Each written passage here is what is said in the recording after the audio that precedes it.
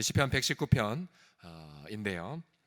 우리 1절부터 한번 좀 같이 보도록 하겠습니다. 우선 1절부터 우리 8절까지 같이 한번 읽어 보도록 하겠습니다. 시편 119편 1절부터 8절까지입니다. 오늘은 32절까지 총 4군데의 단락을 함께 보도록 하겠습니다. 시편 119편 1절에서 8절을 함께 합독해서 읽도록 합시다. 시작.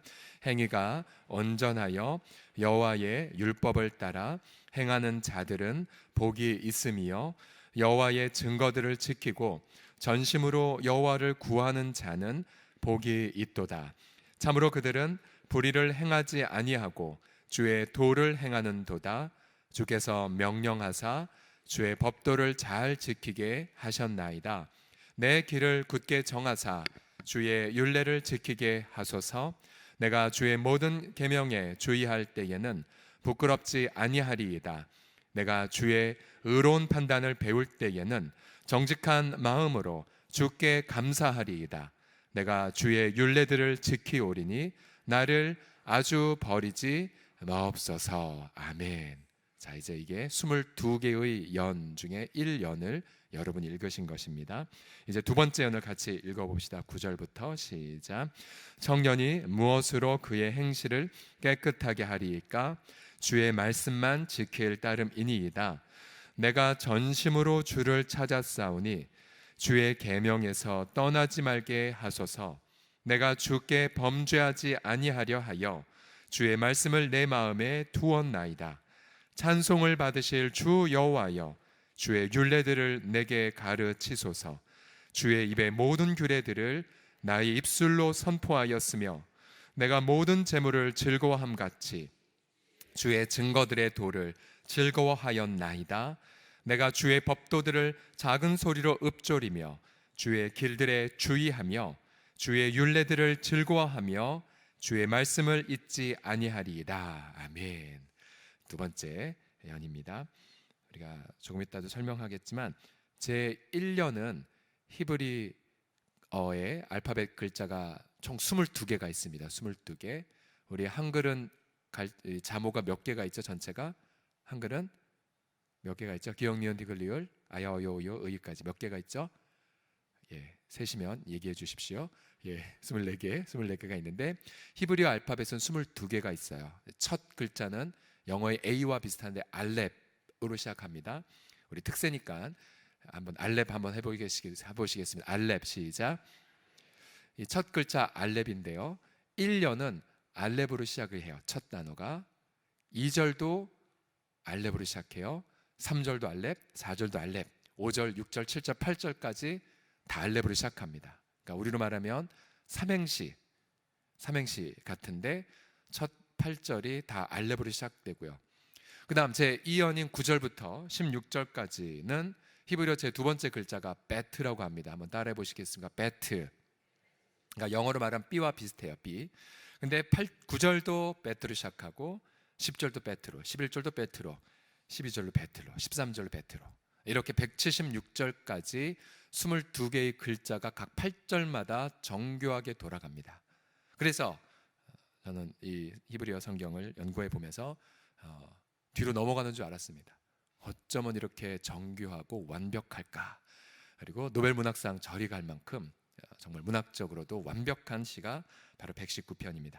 자, 우리 세 번째 연, 히브리어의 세 번째 글자인 달렛으로 시작이 되는데요. 17절부터 같이 읽어보죠. 시작.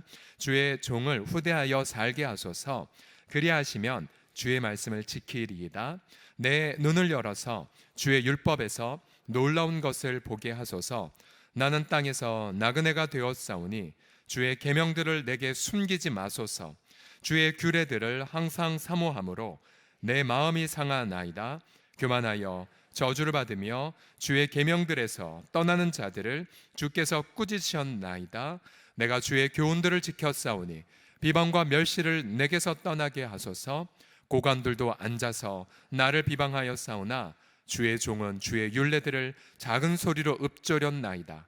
주의 증거들은 나의 즐거움이요 나의 충고자니이다. 세 번째 연. 그 다음 네 번째 연 오늘 여기까지 보려고 하는데요. 25절부터 시작. 내 영혼이 진토에 붙었사오니 주의 말씀대로 나를 살아나게 하소서.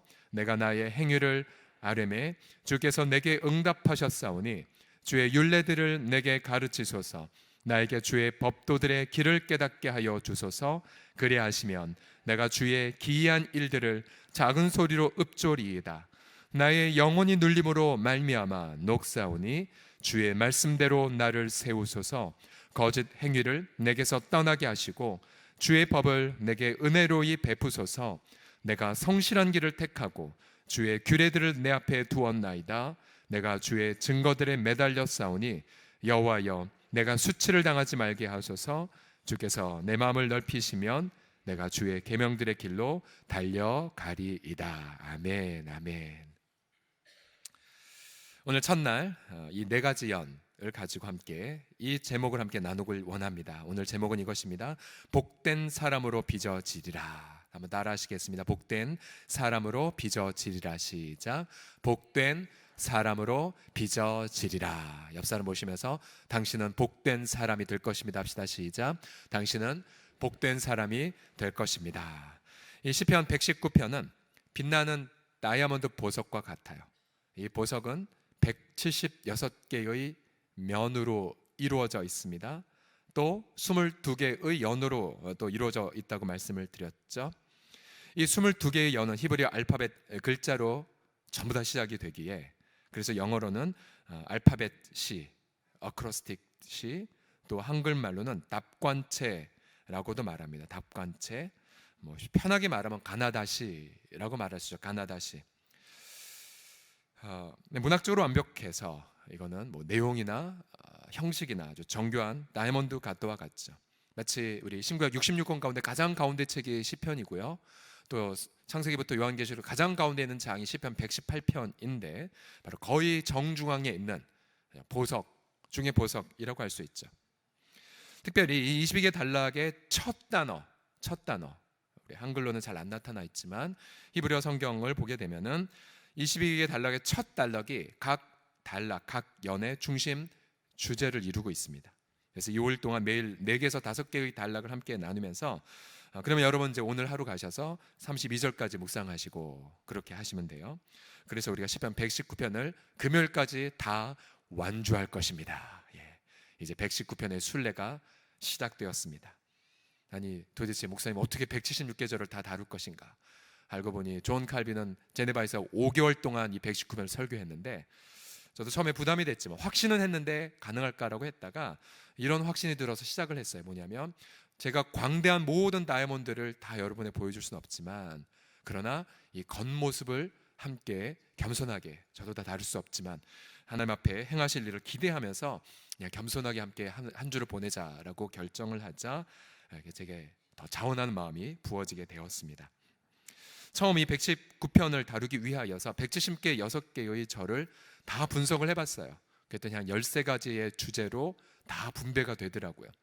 근데 이걸로는 안 됐다고 싶어서 다시 연구를 하다 보니까 22개 연의 첫 단어가 22가지의 정교한 주제를 이루고 있다는 것을 발견해왔습니다. 자, 첫 번째 제 1절에서 8절까지 제 1년을 보게 되면 자, 히브리어 성경을 보게 되면 가장 먼저 어떤 단어로 시작되냐면 복되도다라고 시작돼요. 복되도다. 따라하시겠습니다. 복되도다. 시작.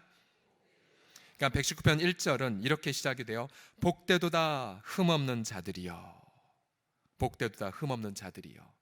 여기서 이 온전하다라는 단어는 흠없다라는 단어인데 흠없다라는 단어는 히브리 사람은 뭘 연상하냐면 흠없는 재물, 하나님이 들여 받으시는 흠없는 재물을 바로 연상을 해요. 흠없는 재물. 우리 인생에 하나님이 받으시는 보석이 되기 위해 우리 흠이 없어야 하는데 어떻게 하면 흠이 없어야 되냐라고 한다면 바로 여호와의 율법에 따라 걸어야 된다라고 말합니다.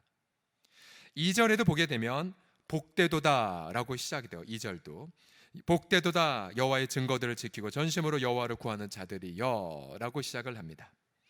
결국 이 무엇이 복이라고 하냐면 무엇이 복된 사람을 결정하냐면 바로 말씀의 사람, 말씀을 따라 지키고 말씀을 구하고 말씀을 주신 하나님을 전심으로 구하는 자가 복된 사람입니다. 이 1절과 2절은 복되도다라고 시작하면서 앞으로 시편 119편 전체의 방향을 그렇게 제시하고 있습니다. 복된 사람.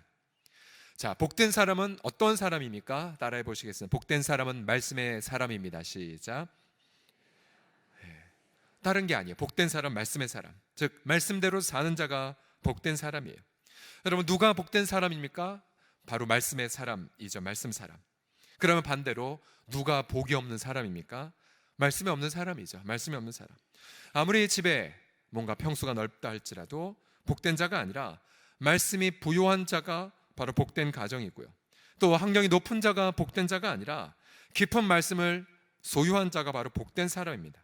저는 저와 여러분 모두가 복된 사람, 즉 말씀의 사람, 또 말씀의 가정, 우리 말씀의 자녀들이 다 되시기를 예수님의 이름으로 축복합니다.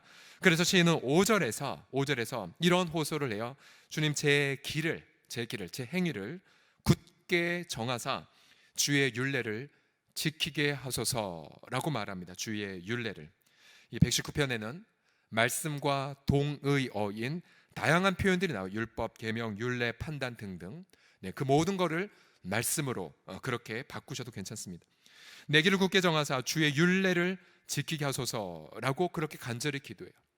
복된 사람, 말씀의 사람이기에 하나님, 그 말씀 제가 지키는 사람이 되게 해주세요 라고 간절하게 기도합니다. 7절에 보게 되면 내가 주의 의로운 판단을 배울 때에는 정직한 마음으로 주께 감사할 것이라고 고백을 합니다. 이 한 주간 추수감사 때에 우리가 무엇을 감사하겠냐면 바로 하나님, 저 말씀을 배우는 순간 감사할 것이라고 고백을 해요. 올 한 해 1년을 돌이켜보면서 우리가 무탈하거나 뭐 어떤 병원에 가지 않거나 이런 것도 감사할 수 있겠지만, 저는 여러분 올해 연말 여러분 가운데 가장 큰 감사가 하나님, 2019년 올 한 해 어떤 한 해보다 주의 말씀을 더 많이 배우게 되었나이다. 이것이 바로 여러분과 저의 가장 큰 감사가 되기를 주의 이름으로 축복합니다. 또한 7절에 보게 되면 내가 주의 의로운 판단을 배울 때 정직한 마음으로 주께 감사하리라 라고 기도를 하면서 처음부터 끝까지 말씀 안에 거하는 그러한 삶을 살도록 간절히 기도합니다. 여러분, 복된 사람, 여러분 곧 말씀의 사람의 모델이 있죠. 그것은 바로 예수님이십니다. 예수님. 그분은 태어날 때에도 말씀을 이루기 위해 태어나셨고, 그는 모든 과정들이 전부 다 말씀을 이루는 삶이셨죠. 하루를 말씀으로 시작했고, 또한 그의 모든 삶도 말씀에 기반하여 시작했죠. 심지어 예수님이 십자가에서조차도 말씀을 묵상하셨어요. 그의 마지막 말씀도 내 영을 주께 맡기나이다도 시편 말씀을 인용한 말씀이셨어요. 바로 말씀으로 사셔서 말씀으로 마무리한 예수 그리스도. 여러분, 그분이 바로 이 119편에 아름답게 드러나 있습니다. 자, 바로 1년의 총 주제, 복된 사람이 되어라. 따라하시겠습니다. 복된 사람이 되어라. 시작. 두 번째 연으로 가게 되면 이 두 번째는 이제 베트로 시작이 되는데, 자, 히브리어 첫 글자는 바로 무엇으로라고 시작돼요. 무엇으로. 히브리 말로 맘메로 시작됩니다. 무엇으로. 9절에 보게 되면 청년이 무엇으로 그 행실을 깨끗게 하리까? 라고 질문합니다. 무엇으로 그 행실을 깨끗하게 하리까? 그래서 결국은 1절의 전체 방향에 대해 2절은 그러면 그 복된 사람이 되기 위해 뭘 해야 돼? 첫 번째 해결해야 될 과제가 죄 문제입니다. 죄 문제. 어떻게 그 행실을 깨끗해 하겠는가? 또한 청년이라고 말하면서 이 시편 119편의 관심이 결국 기성세대도 있지만 청년으로 비롯한 다음 세대에 있음을 말합니다. 이 청년이란 히브리어 단어는 문자적 청년도 되고요, 어린애까지 포함하는 단어 혹은 어떤 연약한 자를 포함한 단어입니다. 어떻게? 라는 질문에 대해 9절은 이렇게 대답하죠. 바로 주의 말씀을 지킴을 통해서입니다 라고 그렇게 말합니다. 근데 이 깨끗하다라는 히브리어 단어는 굉장히 도전적 단어입니다. 왜냐하면 이 단어가 쓰여진 모든 구약의 용례마다 불가능하다라고 전제하거든요. 예를 들어 잠언 20장 9절을 보게 되면 내가 내 마음을 정하게 하였다, 내 죄를 깨끗하게 하였다 할 자가 누구냐. 또 욥기에 보면 두 번이나 여인에게서 난 자가 어찌 깨끗하다 할 수 있느냐 라고 욥을 막 공격을 해요. 두 번이나. 그러나 9절은 그런 불가능에 대하여 이렇게 도전해요. 119편 9절을 다 같이 읽어봅시다. 시작. 청년이 무엇으로 그의 행실을 깨끗하게 하리까? 주의 말씀만 지킬 따름이니이다. 해답은 말씀에 있었어요. 말씀. 그래서 2절에서는 곳곳에 10절에도 보게 되면요, 내가 전심으로 주를 찾았사오니 주의 계명에서 떠나지 말게 해주세요. 왜요? 유일하게 깨끗하게 한 근원이 말씀에 있기 때문에. 또한 11절에도 보게 되면 동일하게 이렇게 고백을 하죠. 내가 주께 범죄하지 아니하려 하여 주의 말씀을 내 마음에 두었습니다 라고 말합니다. 한번 다 같이 따라하겠습니다. 주의 말씀을 내 마음에 두었나이다. 시작. 주의 말씀을 내 마음에 두었나이다. 결국 깨끗함을 이루기 위하여 말씀이 있어야 됐고, 이 말씀을 깨끗하게 하는 것을 지키기 위해 마음판에 말씀을 보관하고 있습니다. 간직하고 있어요. 이 말씀을 마음에 간직하는 것을 우리는 묵상이라고 표현하죠. 묵상. 원래 북상이란 이 히브리어 이 한자 말은 뭐죠? 말없을 묵자에 생각할 상자죠. 말없이 생각한다. 그런데 이것은 약간 동양의 어떤 이 묵상에 대한 전 이해가 들어간 해석인데요, 히브리인들의 묵상은 말 없는 묵상이 아니에요. 자, 히브리인들의 묵상은 15절에 나와 있는데요, 같이 읽어보죠. 시작. 내가 주의 법도들을 작은 소리로 읊조리며 주의 길들에 주의하며. 자, 옛날 개역 한글판에는 내가 주의 법도들을 묵상하리다로 번역했지만, 이제 개역 개정판 이거를 원래 의미대로 바꿨죠.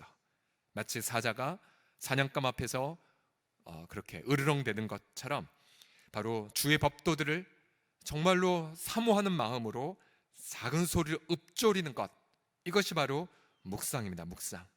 작은 소리로 읊조리기 위해 우리 입술에 말씀이 선포되어야 되고, 또 작은 소리로 읊조리기 위해 말씀을 나의 전부, 재물보다 더 즐거움으로 삼아야 되고, 또 그 말씀을 배우기 위해 우린 힘써야 되는 거죠. 자, 어제 오후 예배 시간에 오신 강사 장봉성 목사께서 자기 자녀에 대한 간증을 하셨죠.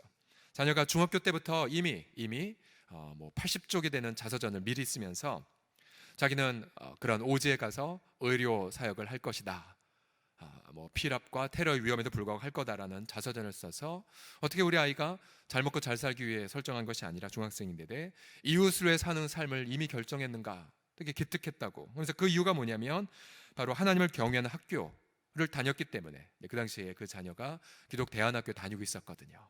기독 대안학교에. 그러니까 어릴 때의 말씀이 들어가자 그 말씀이 그 아이의 마음속에 무엇을 결정했냐면 깨끗한 삶, 바로 부귀영화를 누리는 삶이 아니라, 잘 먹고 잘 사는 삶이 아니라 바로 이웃을 위해 봉사하는 삶을 설정을 한 거죠. 지금 그 아들은 이웃을 섬기기 위하여, 제가 여러 번 들었어요, 진로를 여러 번 바꾸면서 마침내 의료인이 되기 위한 곳으로 지금 들어간 것을 들었었습니다. 그러니까 우리가 교회에서 금요일 저녁마다 어와나, 또 주일마다 중고등부 어와나와 어린이 전폭을 하는 이유가 여기 있죠. 또 청년들 토요일 아침마다 지금 교리교육으로 말씀을 연구하고 있습니다. 그러니까 말씀이 있어야 깨끗한 삶을 살 수 있고요, 말씀을 읊조려야 우리가 성결한 삶을 선택할 수 있습니다. 그래서 우리가 매 순간마다 오늘 하루 승리의 결판은 바로 말씀이죠. 일터에서나 가정에서나 매 순간마다 작은 소리로 말씀을 읊조리실 때에 오늘 하루 깨끗한 삶을 살 수가 있고, 주말이 되면 그 깨끗한 삶을 산 기쁨과 감격이 여러분 가운데에 넘쳐날 것입니다. 가끔 제가 여러분들 보게 되면 패배한 상태로 이 공동체에 와서 기도나 예배할 때에 더 힘들게 할 경우를 종종 느껴요. 그러니까 어렵게 산 거죠. 힘들게 산 거죠. 근데 정말로 힘들고 어려운 것은 다른 것이 아니라 말씀의 부재입니다. 말씀이 없는 건 고난이고 말씀이 없는 건 빈곤입니다. 그러나 말씀이 있을 때 우리는 부요하고, 말씀이 있을 때 우리는 성결한 삶을 살아갈 수가 있습니다. 오늘 하루도 아침부터 저녁까지 작은 소리로 말씀을 읊조림을 통하여서 깨끗한 삶을 살아가는 오늘 하루가 되시기를 그리스도의 이름으로 선포합니다. 자, 세 번째 여는 바로 히브리 말의 세 번째 단어인 김멜로 시작이 되는데요, 이제 세 번째 단락과 네 번째 단락에는 드디어 고난의 주제가 주어져. 고난의 과제. 자, 복된 사람이 되기 해결할 첫 번째 과제는 죄 문제고요, 그러나 두 번째, 세 번째 문제는 뭐냐면 고난의 문제입니다. 고난의 문제. 자, 세 번째 단락 17절을 다 같이 먼저 읽어보죠. 시작. 주의 종을 후대하여 살게 하소서. 그리하시면 주의 말씀을 지키리이다. 히브리어 원문은 후대해 주소서로 시작이 돼요. 후대해 주세요. 후대해 주세요. 저를 잘 살려주세요. 후대해 주세요. 라고 3년이 시작이 돼요. 왜 그러냐면 시편의 이 3년에 보게 되면 드디어 시편 119편 저자가 처해 있는 삶의 정황이 나오기 시작을 합니다. 가령 예를 들어서 19절에 보면 저는 땅에서 나그네가 되었어요. 나그네. 정처 없이, 아마 우리로 말하면 살 거쳐 이사 갈 곳, 아니면 어떤 삶의 좌표를 상실해버린. 21절에 보게 되면 그 주변에 어떤 자들이 있었냐면 교만하여 저주받을, 주의 계명에서 떠난, 주의 계명에서 방황하는 자들이 있었어요. 교만한 자, 시편 119편에 계속해서 나옵니다. 주의 계명에서 떠나는 자들이 주변에 가득 있어요. 22절에 보면 그들은 자신을 향해 비방과 멸시를 서슴지 않아요. 비방과 멸시를. 또 23절에 보면 심지어 고관들도 앉아서 자신을 비방하고 있어요. 고관들도, 권력 있는 자들이, 힘 있는 자들이 자신을 비방하고 있습니다. 나그네, 교만 저주, 비방과 멸시, 고관들의 비방. 이 저자가 경험한 고난의 이게 5종 세트 이상이 되죠. 여러분, 우리가 이런 고난을 겪으면, 글쎄 여러분들은 안 그럴지 모르겠지만 제가 제 자신을 관찰하면 이런 고난을 겪으면 첫 번째 제 반응은 작은 수로 주의 말씀을 묵상하리다가 아니라 낙심이더라고요.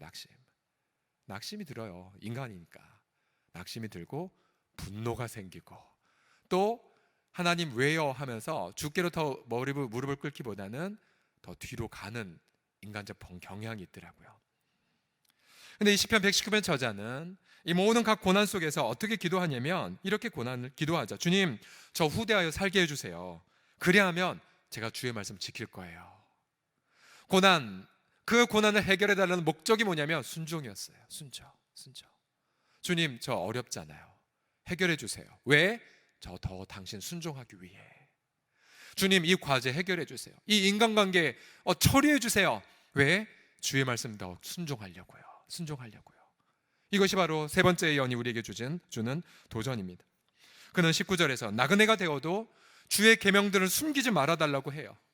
내가 살 곳, 좌표 잃어버렸지만 제발 당신의 말씀만은 숨기지 말아달라고. 완전히 절대 빈곤인 거죠. 말씀만 없으면. 또 교만한 자들을 보면 주님, 꾸짖어 주세요. 또 비방과 멸시가 있어도 주여, 전 주의 교훈을 더욱 지킬 거예요. 23절에도 같이 읽어보죠. 23절 시작. 고관들도 앉아서 나를 비방하였사오나 주의 종은 주의 율례들을 작은 소리로 읊조렸나이다. 한번 해보세요. 여러분, 오늘 시장에 갔더니 누가 여러분을 막 사정없이 공격하고 막 비방을 할 때, 여러분 그때 주여, 사람들이 나를 뭐라고 해도 내가 작은 소리로 주의 말씀을 읊조리이다. 그러면 그때 여러분, 저는 그렇더라고요. 읊조리고 싶지 않는 유혹이 더 많아요. 지금 읊조릴 정신이야? 싸워야지, 고민해야지, 고뇌에 빠져야지. 아니요, 근데 여러분, 그렇게 염려와 좌절할 시간이 있으시면요, 말씀을 묵상하시라는 도전이에요. 고뇌와 염려에 빠질 그 시간에 말씀 들고 묵상하라는 얘기예요. 캐나다 큰빛 토론토 교회 이면수 목사님을 우리가 기억을 하죠. 북한의 독방에서 2년 6개월간 억류됐을 때 회유, 핍박 여러 가지를 받았지만 그 목사님이 선택한 건 말씀 묵상이었죠. 주의 말씀을 처음에는 성경이 없을 때는 기억력에 의존해서, 그리고 성경 반입이 이제 허락이 되자 주야로 그 말씀을 묵상함으로 그 지옥을 견뎌내셨잖아요. 그런데 여러분, 고난 중에 비방, 멸시, 또 나그네, 또 어떤 까닭없는 어떤 고통, 교만한 자들의 어떤 행태들, 인생은 끝까지 아마 그런 것이 계속 있을 거예요. 중요한 건 이거죠. 그럼에도 불구하고 내 입에 주의 말씀이 가득한가? 그럼에도 불구하고 내 마음은 주의 말씀이 가득한가? 그럼에도 불구하고 나는 주의 말씀에 순종하기 위하여 이른 새벽을 눈을 뜨고 밤에 내가 눈을 감을 때까지 간절하게 말씀 앞에 붙잡고 기도하고 있는가? 저와 여러분 모두가 모든 걸 잃어버려도 말씀은 더 부요함을 경험하는 올 한 해를 보내시기를 주의 이름으로 축복합니다. 마지막 네 번째 연입니다. 네 번째는 달레트로 시작이 다 되는데요, 이제 더 큰 고난의 문제에 직면해요. 네 번째 연 25절은 이렇게 시작이 돼요. 내 영혼이 진토에 붙어 싸우니 주의 말씀대로 나를 살아나게 해주세요. 자, 앞서 3년의 17절도 저 살아나게 해주세요, 후대하여 살게 하시면 말씀 지키리다 하는데, 똑같이 25절에도 주님, 저 제 영혼이 진토에 붙었어요, 저 살아나게 해주세요, 저 살아나게 해주세요, 저 살게 해주세요라고 기도해요. 이 네 번째 연의 25절은 무슨 단어로 시작되냐면 붙었습니다 라고 시작돼요. 붙었습니다, 진토에 제 영혼이. 여기서 말한 진토는 우리가 지음받은 흙을 뜻해요. 너는 흙이니 흙으로 돌아가라. 죽음을 뜻하죠. 너무 힘들어서 하나님, 저 죽었어요, 죽은 것 같아요, 저 제발 살아나게 해주세요, 살려주세요 라고 지금 호소하는 겁니다. 이 시인은 죽을 만큼 힘들기에 말씀대로 살아나게 해달라고 탄원을 해요. 그래서 우리 네 번째 연에서 더 큰 고난의 이슈를 경험합니다. 26절에서 시편 저자는 자신이 자신의 행위를 다 알고 있어요. 아마 자신이 처한 고난, 또 자신이 정한 죄의 문제, 또 자신의 직면한 실존의 문제를 다 알았겠죠. 그러면서 이 고난 속에서 27절에 시편 저자는 주님, 제발 제게 주의 법도들의 길을 깨닫게 해달라고 호소합니다. 길을 잃어버렸거든요. 길을. 어제도 청년 중에 어느 한 청년이 길을 잃어버린 일터에서의 고난, 힘듦, 그래서 좌표를 잃어버린 그런 안타까운 기도 제목을 듣고 이렇게 기도를 해줬던 적이 있었습니다. 길을 잃어버렸어요. 네, 그때 고백하자. 주님, 길을 깨닫게 해주세요. 28절에도 다시 자신의 영혼을 호소, 내 영혼이 눌림으로 말미암아 녹습니다. 주의 말씀대로 저를 세워주세요, 세워주세요. 얼마나 힘들면 영혼이 녹을 만큼 유일한 기도가 이거죠. 주님, 저 살려주세요, 저 세워주세요, 세워주세요. 이 시편 저자가 가장 두려워하는 것은 나그네 비방 멸시가 아니라 바로 수치의 문제였어요. 119편 31절 마지막으로 읽겠습니다. 시작. 내가 주의 증거들에 매달려 싸우니 여호와여, 내가 수치를 당하지 말게 해주세요. 수치의 문제였어요. 수치의 문제. 여러분, 수치, 우리 동양 문화권의 사람들 우리가 잘 알아요. 수치 벌거벗는 거, 벌거벗겨지는 거. 근데 시편 119편 저자의 이 가장 두려워하는 수치는 무엇이냐면 말씀이 없이 다 발가벗겨지는 거예요. 말씀이 없이 나그네 살이하는 거, 말씀이 없이 비방과 멸시 속에 처해 있는 것, 말씀이 없이 그렇게 교만한 자의 공격을 받는 것. 여러분, 만약 세상 기준으로 발가벗겨져도 말씀이 있으면 부끄럽지 않아요.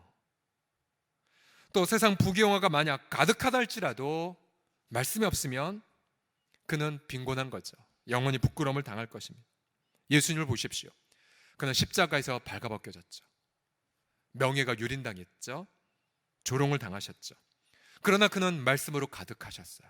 말씀에 근거하여 못 박히셨고, 말씀대로 우리의 저주를 대신 짊어지셨고, 말씀대로 그렇게 욕을 받으셨죠.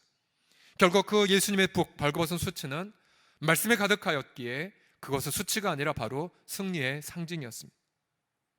결국 우리도 마찬가지이죠. 여러분, 우리가 이 땅에 사는 기간 동안, 우리가 육신의 장막을 입는 기간 동안 우리는 계속해서 나그네 비방과 멸시와 교만의 그 죄를 계속 직면하거나 공격을 받을 것입니다. 그리고 때로 우리의 영혼이 진토에 붙는 것과 같은 고통을 우리는 경험할 거예요. 그럼에도 불구하고 그 모든 각 속에 주의 말씀이 넘쳐난다면, 여러분, 저와 여러분은 그 말씀으로 인하여 우리 대신 수치를 당하신 예수 그리스도, 그분으로 인하여서 우리는 영원히 수치와 부끄러움을 당하지 아니할 것입니다. 그래서 세상 사람들이 보기에 감당할 수 없는 자, 넌 도대체 무엇 때문에 그렇게 기뻐하느냐? 넌 도대체 무엇 때문에 소망을 갖느냐? 네 영혼은 이미 죽었는데, 넌 다 죽었는데 무엇 때문에 그렇게 주님을 증거하지? 그 질문 앞에 당당히 말하죠. 왜? 나는 복된 사람으로 지음받았기에. 왜? 내 속에 주의 말씀이 가득하기 때문에. 그렇게 기쁨으로 증거하십시오. 오늘 우리가 총 네 가지를 함께 보았습니다. 이 각 네 단락의 첫 단어만 한번 따라해 보시겠습니까? 복되도다. 시작. 그다음에 무엇으로. 시작. 세 번째, 후대하소서. 시작. 마지막, 붙어도. 시작. 예, 진토에 붙어도. 자, 히브리시가 22개 알파벳으로 구성됐다면 그것은 암송과 기억을 돕기 위한 것임에 틀림이 없습니다. 우리 그러면 한국 사람은 억울하죠. 그래서 제가 임의로 복되도다, 무엇을, 후대하소서, 붙어도 네 단어를 우리가 함께 읽었던 32개의 절을 암송하는 틀로 여러분이 제시합니다. 몇 년 전 우리 성도 가운데에 가정과 일터에 고난을 겪으신 분이 있었어요. 마음이 힘드셨어요. 가정적으로도 또 경제적으로도. 그러나 그는 그 어려움을 무엇으로 해결하셨냐면 말씀을 암송하고 묵상하는 것으로 보내셨어요. 그래서 로마서를 다 암송하고 그리고 시편 119편 암송을 스타트하셨어요. 제가 여쭤봤어요. 얼마큼 걸리셨어요? 암송 다 하시는데 119편 176절을 한 1년 걸린 것 같습니다. 다 암송하는데 한 20-30분 걸리신대요. 지금도 이거 하는데. 그래서 저는 그분의 삶 속에 또 다른 119편의 그런 저자의 삶을 지켜볼 수가 있었죠. 다 암송하시고 고난 중에 말씀을 묵상하셨고, 그러면서 그분의 인생 속에 인생의 다음 스텝으로 아름답게 인도함받는 것을 볼 수가 있었고, 지금 주님 보시기에 정말로 소중한 우리 공동체의 보석과 같은 그런 인생을 지금 살고 있습니다. 119편 암송하는 이들이 지금도 있으세요. 그래서 저와 여러분 모두가 이 119편이 172개의 면으로 이루어진 빛나는 보석이라고 말씀을 드렸죠. 저는 저와 여러분 모두가 동일하게 말씀을 통하여 우리의 인생도 이렇게 보석, 곧 말씀으로 빛이 나는 보석과 같은 인생, 보석과 같은 이 한 주간을 다 보내시기를 예수님의 이름으로 간절히 축복합니다. 기도하겠습니다.